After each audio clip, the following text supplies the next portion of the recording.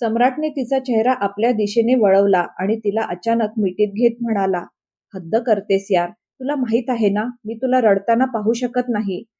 पण सुहाणी त्याच्या छातीला बिलगून हुंदके देत रडू लागली. सम्राट तिला शांत करत म्हणाला, "माझ्या जाण्याने जितकी तू तडपत आहेस मिसेस सूर्यवंशी, तितकाच मीही तडपतोय. माझं मन जाणतंय की माझ्यावर काय बीतत आहे. म्हणूनच सांगतोय, तुझे हे अश्रुपूस आणि कंबर कस रघुवीर सूर्यवंशीला धडा शिकवण्यासाठी, जेणेकरून आपल्यातला हा दुरावा लवकर मिटेल."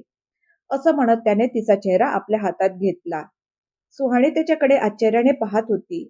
जिथे तिला स्वतःसाठी अथांग प्रेम दिसत होतं, तिथेच त्याच्या डोळ्यात एक जिद्दही स्पष्ट दिसत होती. पुढच्या क्षणी तिने आपले अश्रू पुसत म्हटलं, "सांगा, मला काय करायचं आहे? तुमच्यासाठी मी काहीही करेन." "Good girl. आता माझं नीट ऐक. सगळ्यात आधी तर तू माझ्या नावाने घाबरणं बंद कर, समजलं?" "म्हणजे?" सुहानी गोंधळून म्हणाली. "म्हणजे असं की कुणीही तुला येऊन सांगेल, जर तू असं नाही केलंस तर आम्ही सम्राटला मारून टाकू, किंवा कुणी खोटं बोलेल की सम्राटचा अपघात झाला आहे, किंवा..." तो बोलत असतानाच सुहाणी मध्येच म्हणाली, "सम्राट, हे काय बोलताय तुम्ही?"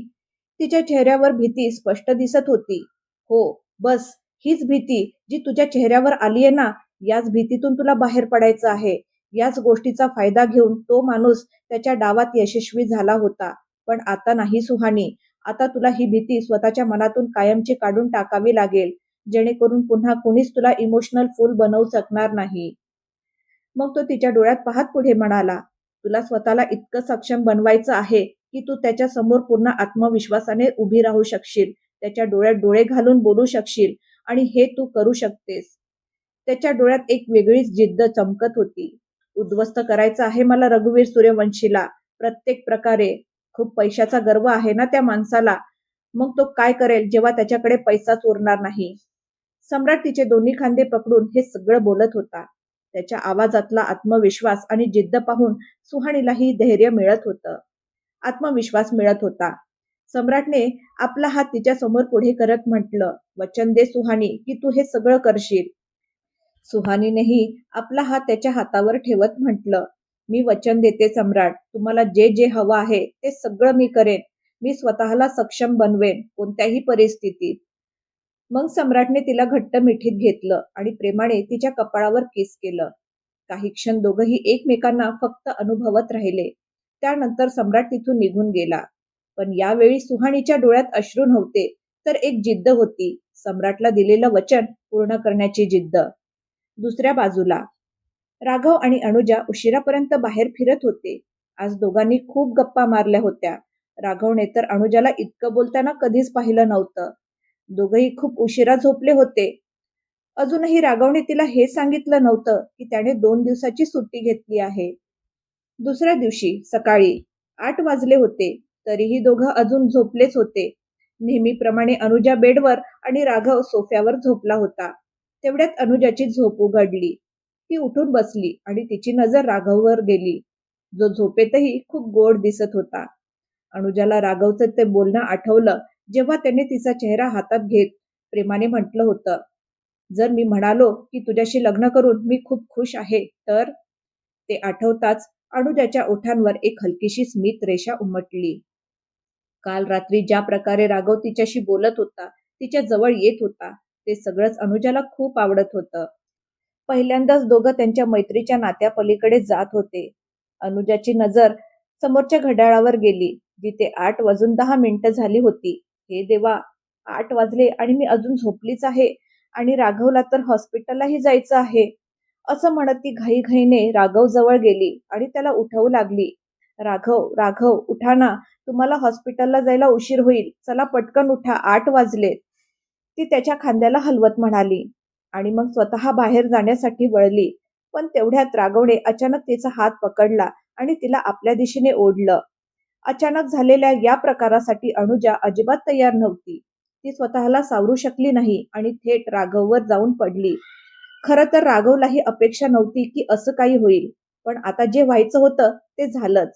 दोघांच्याही हृदयाची धडधड वाढली होती. दोघे इतके जवळ होते की एकमेकांचा उष्ण श्वासही त्यांच्या चेहऱ्यावर जाणवत होता. दोघंही एकमेकांच्या डोळ्यात हरवून गेले होते. इकडे सम्राट गाडी चालवत स्वतःशीच म्हणाला, हवं तर मी एका क्षणात रघुवीर सूर्यवंशीला रस्त्यावर आणू शकतो, पण मला हे चांगलं काम सुहाणीच्या हातून करून घ्यायचं आहे. एकतर त्या माणसाला हे समजेल की कोणत्याही मुलीला कधीच कमजोर समजू नये, आणि दुसरं म्हणजे तू स्वतःच्या पायावर उभी राहशील, प्रत्येक प्रकारे मजबूत बनशील, आणि प्रत्येक मुलगी तशीच असायला हवी. मी तुला मजबूत आणि सक्षम बनवूनच राहीन. सम्राटने ठरवलं होतं की तो सुहाणीला मजबूत बनवणारच, आणि आता तर सुहाणीनेही मनाशी पक्क केलं होतं की सम्राट तिला जसं बनवू इच्छितो तशीच ती बनवून दाखवेल. म्हणूनच सम्राट निघून जाताच ती सगळी कामं शिकण्यात गुंतली होती. इकडे राघव आणि अनुजा अजूनही एकमेकांच्या खूप जवळ होते. अनुजा हळूच उठण्याचा प्रयत्न करते, पण राघवने तिच्या कमरेभोवतीचा आपला हात अजून घट्ट केला. अनुजाचा चेहरा लालबुंद झाला होता. राघवची साथ, त्याची जवळीक, त्याचा स्पर्श, हे सगळंच तिला आवडू लागलं होतं. तिचं मन आणि मेंदू दोन्हीही विचार करण्याच्या स्थितीत नव्हते. राघव, ती हळू आवाजात म्हणाली, पण तिचा आवाज राघवपर्यंत पोहोचतच नव्हता. तो तर फक्त एकटक तिच्याकडेच पाहत होता. अनुजा पुन्हा प्रयत्न करते, राघव. यावेळी ती थोडं मोठ्याने बोलते, आणि राघव एकदम भानावर येतो. स्वतःच्या वागण्यावर तो स्वतःच दचकला आणि लगेच तिच्या कमरेभोवतीचा हात काढत म्हणाला, आय एम सॉरी अनुजा, मला कळलंच नाही की मी कसं, म्हणजे त्याला काय बोलावं हे सुचत नव्हतं. कुठे अनुजा त्याच्यावर रागवेल की काय, हीच भीती त्याच्या मनात होती. अनुजा पटकन त्याच्यावरून उठते, पण काय बोलायचं हे तिलाही समजत नव्हतं. मी तुमच्यासाठी पटकन नाश्ता बनवते, असं म्हणत ती बाहेर जायला निघाली. पण लगेच तिला आठवतं की तिने अजून आंघोळही केलेली नाही. नाही नाही, आधी आंघोळ करून घेते. तिला स्वतःलाच कळत नव्हतं की ती काय बोलत आहे. ती अक्षरशः गोंधळून गेली होती. राघव मात्र तिच्याकडेच पाहत होता. तिची अवस्था पाहून तो मनातल्या मनात हसतो. मग एकदम तिच्या समोर येऊन तिचे दोन्ही खांदे पकडून तिला सोफ्यावर बसवत म्हणतो, रिलॅक्स. आधी मला हे सांग की तू इतकी हायपर का होत आहेस? ते मी उशिरा उठले आणि आता तुम्हाला हॉस्पिटलला जायलाही उशीर होईल म्हणून. ती लहान मुलीसारखी एका दमात सगळं बोलून जाते, आणि त्या क्षणी ती राघवला इतकी गोड वाटत होती की त्याचं मन होत होतं की तिला घट्ट मिठीत घ्यावं. पण पुढच्या क्षणी तो स्वतःला सावरतो आणि तिच्या शेजारी बसत म्हणतो, अरे हो, मी तर तुला सांगायलाच विसरलो, मी 2 दिवसाची सुट्टी घेतली आहे. हे ऐकताच अनुजा आश्चर्याने त्याच्याकडे पाहत म्हणाली, 2 दिवसाची सुट्टी? पण का? ते काय आहे ना, गेले काही दिवस मी खूप बिझी होतो, त्यामुळे तुला वेळच देऊ शकलो नाही. म्हणूनच तू माझ्यावर नाराज झालीस. मग मला वाटलं तुझ्यातली बायको जागी होऊन तू मला घराबाहेर काढण्याआधीच, म्हणजे जा हॉस्पिटलमध्येच जाऊन राहा असं म्हणायच्या आधीच मी तुला मनवावं. तो अगदी बेफिकीरपणे बोलत होता. त्याचं बोलणं ऐकून अनुजा खळखळून हसते. काय राघव, तुम्ही पण ना? मी असं थोडीच केलं असतं. मलाही माहित आहे अनुजा, पण हे 2 दिवस फक्त आणि फक्त तुझ्यासाठी, असं म्हणत तो तिचे हात घट्ट पकडतो. अनुजा त्याच्याकडे पाहत राहते. राघवच्या डोळ्यात काहीतरी होतं, जे तिला त्याच्याकडे ओढत होतं, जे तिला त्याची बनवत होतं. चला ना मग आज मंदिरात जाऊया. पहिल्यांदाच ती स्वतःहून राघवला कुठेतरी बाहेर चालण्यासाठी बोलत होती. राघवला खूप आनंद होतो. तो आनंदाने म्हणतो, हो हो, का नाही, तू पटकन तयार हो, मग आपण मंदिरात जाऊया. तू आंघोळ करून घे, तोपर्यंत मी दुसऱ्या बाथरूम मध्ये जाऊन आंघोळ करून घेतो. असं म्हणत तो आपला टॉवेल घेऊन दुसऱ्या खोलीत निघून गेला. अनुजाही आंघोळ करायला निघून जाते. दोघांच्याही मनात आता हलचल सुरू झाली होती. राघवला तर आधीपासूनच स्वतःच्या मनाची जाणीव होती, आणि आता कदाचित अनुजाच्या मनातलंही तिच्या ओठांवर येणार होतं. मग दोघंही तयार होऊ लागतात. इकडे आहान आणि कनिकाने त्यांचं छोटंसं जग बसवलं होतं. दोघं एकत्र खूप आनंदात होते. आहान स्वतःच्या ध्येयासाठी झटत होता. त्याला स्वतःच्या मेहनतीवर काहीतरी मोठं बनायचं होतं, आणि या प्रत्येक गोष्टीत कणिका त्याची खंबीरपणे साथ देत होती. या क्षणी ती आहानची वाट पाहत बसली होती. तेवढ्यात आनंदाने उड्या मारत आहान आत येतो. आत येताच तो कणिकाला उचलून घेतो आणि गोल गोल फिरवत म्हणतो, ओ माझी गोड कनिका, तू माझ्यासाठी खूप लकी आहेस यार. I love you. I really love you so much. आज मी खूप खुश आहे. तो तिला गोल गोल फिरवत सतत बोलत होता. अरे बाबा, आधी मला खाली उतरव आहान, नाहीतर मी पडेन, कणिका घाबरत म्हणाली. आहान तिला अलगद खाली उतरवत म्हणाला, मी असताना तू कशी पडशील? तुला सांभाळायला मी आहे ना, असं म्हणत तो हलकेच तिच्या ओठांवर किस करतो. कणिका त्याच्या छातीवर हलकसं मारत म्हणाली, बदमाश, बरं आता सांग ना काय झालंय? कनिका, माझा बिझनेस आयडिया त्यांना इतका आवडलाय की त्यांना मला त्यांचा बिझनेस पार्टनर बनवायची इच्छा आहे. ह्या ऐकताच कनिका आनंदाने त्याच्या गळ्यात हात टाकत म्हणाली, खरंच? अरे वा, ही तर खूपच आनंदाची गोष्ट आहे. आहान तिला मिठीत घेत म्हणाला, खरंच या क्षणासाठी मी खूप मेहनत घेतली आहे. आता बघ तुझा आहान कसा स्वतःचं नाव कमवतो ते. आणि तुझ्या प्रत्येक गोष्टीची हकदार आहेस ना. पैसा, प्रसिद्धी, प्रत्येक आनंद सगळं तुला देईन. कणिकाने खट्याळ नजरेने त्याच्याकडे पाहिलं आणि त्याला मागच्या सोफ्यावर ढकलत म्हणाली, सध्या तरी मला माझा आहान हवा आहे. असं म्हणत ती त्याच्या शर्टाची बटणं उघडू लागली आणि आपले ओठ त्याच्या ओठांवर टेकवले. इकडे भारतात दुपार झाली होती. राघव आणि अनुजा आधी मंदिरात गेले, मग दोघांनी बाहेरच नाश्ता केला. त्यानंतर राघव अनुजाला शॉपिंगला घेऊन गेला. या सगळ्यात दुपार झाली. आता दोघं घरी परतत होते. रस्त्यात एका ठिकाणी त्याने बाईक थांबवली आणि साईडला लावत तो म्हणाला, अनुजा तू इथेच थांब, मला फक्त 2 मिनिटाचं काम आहे, मी लगेच आलो. असं म्हणत तो मोठमोठी पावलं टाकत तिथून निघून जातो. लवकर या, अनुजा एवढंच बोलू शकली. हे राघव पण ना, किती सामान घेऊन दिलं, अजूनही आणखी द्यायला तयार होते. हद्द करतात हेही. ती स्वतःशीच पुटपुटत होती. तेवढ्यात तिला मोठा आवाज ऐकू येतो. अरे अरे, अपघात झाला. देवा, किती भयानक अपघात आहे. बिचारा तो पांढऱ्या शर्टवाला. हा आवाज त्याच दिशेने येत होता जिथे राघव गेला होता. पांढरा शर्टवाला? राघवजींनीही तर पांढरा शर्ट घातला आहे. नाही नाही, असं होऊ शकत नाही. असं म्हणत तिच्या हातातून सगळं सामान खाली पडतं आणि ती त्या दिशेने धावत सुटते. पुढे खूप गर्दी जमलेली होती. जागोजागी रक्ताचे डाग दिसत होते. अनुजा घाबरून जाते. ती कसंबसं धैर्य एकवटत गर्दीतून वाट काढत पुढे जाते आणि समोरचं दृश्य पाहून तिचं काळीज अक्षरशः थरारून जातं. राघव! ती जोरात ओरडली. समोर राघव होता. तो गाडीत अडकलेल्या लोकांना बाहेर काढण्याचा प्रयत्न करत होता आणि त्यामुळे त्याचा पांढरा शर्ट पूर्णपणे रक्ताने माखला होता. पण अनुजाने फक्त त्याच्या शर्टावरील रक्त पाहिलं आणि ती घाबरून गेली. राघवच्या कानावर तिच्या ओरडण्याचा आवाज पडला. अनुजा? त्याने लगेच समोर पाहिलं. समोर अनुजा उभी होती. तिचा पूर्ण चेहरा अश्रूंनी भिजला होता आणि ती कोणत्याही क्षणी बेशुद्ध पडेल अशी अवस्था झाली होती. राघव धावत तिच्या जवळ जातो, पण तोपर्यंत अनुजाच्या डोळ्यांवर अंधारी आली आणि ती थेट राघवच्या बाहूमध्ये कोसळली. दुसरीकडे सम्राट गाडी चालवत होता. समोर डॅशबोर्डवर फोन ठेवलेला होता आणि त्यात तो सुहाणीला पाहत होता. पूर्ण हॉटेलमध्ये त्याने प्रत्येक कोपऱ्यात कॅमेरे लावलेले होते आणि त्याचं कनेक्शन त्याने आपल्या फोनमध्ये घेतलं होतं. सुहाणीबाबत त्याला कोणताही धोका पत्करायचा नव्हता आणि दुसरं म्हणजे तो सुहाणीला पाहिल्याशिवाय राहूही शकत नव्हता. तो तिच्यासोबत राहू शकला असता, पण नाही, त्याने तिच्यापासून दूर राहण्याचा निर्णय घेतला होता, फक्त आणि फक्त तिच्यासाठी. कारण त्याला माहित होतं की जर तो तिच्यासोबत राहिला तर ती कधीच ती बनू शकणार नाही जी तो तिला बनवू इच्छित होता. सुहाणी पूर्ण मन लावून काम शिकत होती. या क्षणी ती खूप समजूतदार वाटत होती. हे पाहून सम्राटच्या ओठांवर मोठी स्माईल आली. ही मुलगी पण ना, कधी अगदी लहान बाळासारखी वागते तर कधी इतकी समजूतदार होते की बस. सुहाणीला कल्पनाही नव्हती की पूर्ण हॉटेलमध्ये कॅमेरे आहेत आणि तिला सम्राट प्रत्येक क्षणी पाहत आहे. सुहाणीकडे पाहत सम्राट म्हणाला, तो दिवस आता दूर नाही मिस्टर रघुवीर सूर्यवंशी, जेव्हा माझी सुहाणी तुमच्या प्रत्येक कृत्याची शिक्षा तुम्हाला देईल. तेव्हा कळेल तुम्हाला की पैसा महत्वाचा असतो की कुटुंब. मला हे सगळं करायचं नव्हतं, पण तुम्ही मला मजबूर केलं. आता तुमचे वाईट दिवस सुरू झाले आहेत. तो प्रचंड रागाने बोलत होता. इकडे सुहाणी मात्र पूर्ण लक्ष देऊन काम करत होती.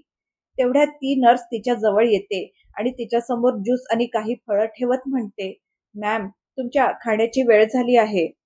सुहाणी तिच्याकडे पाहत म्हणाली, अगं आत्ताच तर मी जेवले ना, आता हे खायचं नाही मला. नो मॅम, सरांनी मला खास सांगितले तुमची पूर्ण काळजी घ्यायला आणि तुम्ही हे नाही खाल्लं तर मला ओरडा बसेल. प्लीज खा ना. सम्राट फोनमध्ये हे सगळं पाहत होता. मला नाही खायचं आणि त्यांना सांगणार तरी कोण? त्यामुळे टेन्शन घेऊ नकोस, ती हसत म्हणाली. तिचं बोलणं ऐकून सम्राटचं तोंड उघडच उघडच राहतं. ओ गॉड, काय पीस आहे ही, हिला तर मी आत्ताच सांगतो. असं म्हणत त्याने गाडी साईडला लावली आणि तिला फोन केला. इकडे सुहाणीचा फोन वाजला. तो नवीन फोन आणि नवीन नंबर सम्राटने तिला निघताना दिला होता, जेणेकरून कुणालाही तिचा पत्ता लागू नये. सुहाणी पटकन फोन उचलते. हॅलो, बोला. इतक्या लवकर माझी आठवण आली. मीही तुम्हाला खूप मिस करते. ती थोडं बाजूला जात बोलते. तू माझ्या आत्म्यात बसली आहेस मिसेस सूर्यवंशी. श्वास नंतर घेतो मी, आधी तुझी आठवण काढतो. हे ऐकता सुहाणीचे गाल गुलाबी होतात. काय तुम्ही पण, ती लाजत म्हणाली. सम्राट कॅमेऱ्यातून फक्त तिलाच पाहत होता. शपथ सांगतो, जेव्हा तू अशी लाजतेस ना, तेव्हा माझं हृदय चोरून नेतेस यार. आणि तुझे हे गाल लाल होऊन अगदी काश्मीरी सफरचंदासारखे दिसतात. मन करतं की सरळ खाऊन टाकावं त्यांना. पहिल्यांदा तर सुहाणी त्याचं बोलणं ऐकून लाजली, पण लगेचच भुवई वर करत म्हणाली, तुम्हाला कसं कळलं की मी लाजते? सम्राट मंद मंद हसत म्हणाला, सांगितलं होतं ना, फक्त शरीर दूर गेलंय माझं. बाकी सगळं तर तुझ्याजवळच आहे. बरं, हे सगळं सोड. नर्स तुला जे खायला देईल ते नखरे न करता गप्प बसून खायचं. आणि असं अजिबात समजू नकोस की तू नाही खाल्लंस तर मला कळणार नाही. खूप डोकं चालतं ना तुझं या सगळ्या खोड्यांमध्ये. चांगल्या मुलीसारखी राहा. मग मी लवकरच तुला भेटायला येईल. चल, आता ठेवतो. असं म्हणत त्याने फोन ठेवला. सुहाणी आश्चर्याने स्वतःशीच म्हणाली, या सडूला कसं कळतं की मी काय विचार करते? मग त्याची नक्कल करत पुटपुटली, चांगल्या मुलीसारखी राहा, मग मी लवकरच तुला भेटायला येईन. ती स्वतःशीच बडबडत होती आणि सम्राट तिला पाहून हसत होता. त्यानंतर सुहाणी गप्पच फळं खायला लागली. Good girl. सम्राट तिला मेसेज करतो. तो मेसेज पाहून सुहाणी पुन्हा एकदा गोंधळून जाते. दुसरीकडे अनुजा बेशुद्ध होऊन राघवच्या बाहूमध्ये कोसळली होती. हे पाहून राघवही घाबरला. तो तिचे गाल हलकेच थोपटत म्हणाला, अनुजा, अनुजा, काय झालं तुला? उठ ना, अनुजा. तो स्वतः डॉक्टर होता, पण तरीही अनुजाला अशा अवस्थेत पाहून तो पूर्णपणे घाबरून गेला होता.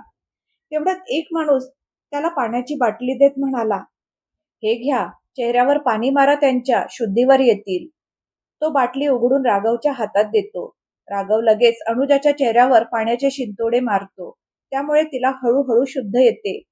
पण तिच्या डोक्यात अजूनही तेच फिरत होतं, राघव आणि अपघात. राघव असं म्हणत ती एकदम शुद्धीवर येते. डोळे उघडताच समोर राघवला पाहते. तुम्ही ठीक आहात ना? तुम्हाला काही झालं नाही ना? हे रक्त, काय झालं तुम्हाला? ती रडत रडत सतत बोलत होती. कधी त्याचा चेहरा हाताने स्पर्श करत होती, कधी खांदे तर कधी त्याचे हात.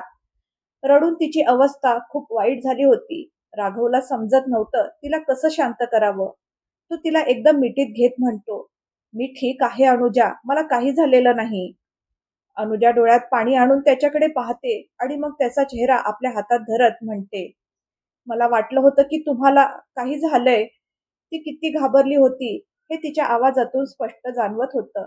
जर तुम्हाला काही झालं असतं ना, तर मीही जिवंत राहिले नसते. भावनाच्या भरात ती सगळं काही बोलून जाते.